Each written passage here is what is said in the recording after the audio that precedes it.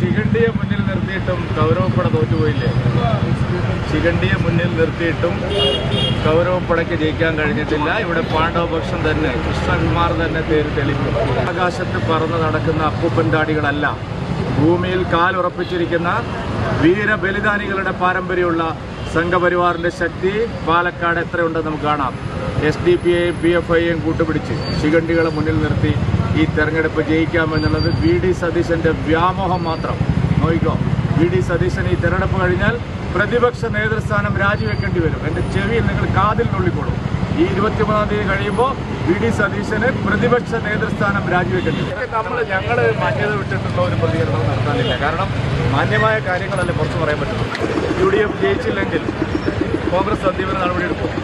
കാണാം, ഞാൻ ആ വെല്ലുവിളി ഏറ്റെടുക്കുന്നു. പാലക്കാട് 23-ാം തീയതി വോട്ടെണ്ണുമ്പോൾ നിങ്ങൾക്കത് ബോധ്യമാവും പാലക്കാട്ടെ സംഘപരിവാറിന്റെ ശക്തി എന്താണ്.